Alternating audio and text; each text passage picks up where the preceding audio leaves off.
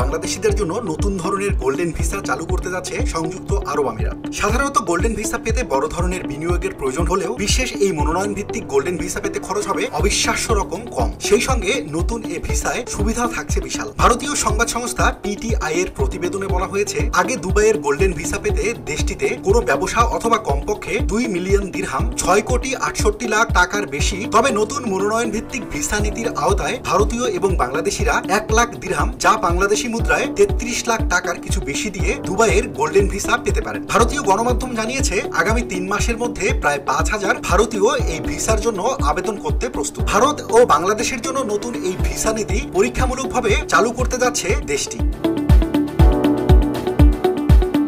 রায়াত group নামে একটি পরামর্শক সংস্থা ভারত ও বাংলাদেশে মনোনয়ন ভিত্তিক গোল্ডেন ভিসার প্রাথমিক রূপটি পরীক্ষা করার জন্য দায়িত্ব পেয়েছে। নতুন এই ভিসাকে ভারতীয় এবং বাংলাদেশিদের জন্য একটি সুবর্ণ সুযোগ বলে অভিহিত করেছেন রায়াত গ্রুপের ব্যবস্থাপনা পরিচালক কামাল আইয়ুব। ভারত ও বাংলাদেশের জন্য এই পাইলট প্রকল্প সফলভাবে শেষ হওয়ার পর সংযুক্ত আরব আমিরাতের অন্যান্য সিআইপি আওতাভুক্ত দেশগুলোতে এই নতুন প্রক্রিয়া চালু করা হতে পারে।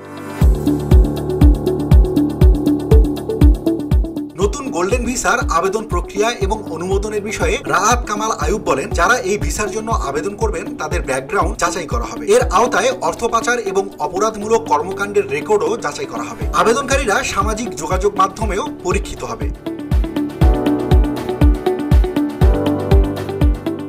ভারতীয় এবং বাংলাদেশিদের জন্য চালু হওয়া নতুন এই ভিসার অন্যতম বড় সুবিধা হলো এটি সম্পত্তি ভিত্তিক গোল্ডেন ভিসা থেকে একেবারেই আলাদা। সম্পত্তি ভিত্তিক গোল্ডেন ভিসা বিক্রি কিংবা ভাগ হয়ে গেলে বাতিল হয়ে যেতে পারে, কিন্তু মনোনয়ন ভিত্তিক এই ভিসা একবার পেলে তা একেবারেই স্থায়ী। রাহাত গ্রুপের ব্যবস্থাপনা পরিচালক আরো জানিয়েছেন, যারা এই ভিসার জন্য মনোনীত হবেন তারা তাদের পরিবারও আমিরাতে নিয়ে বসবাস করতে পারবেন।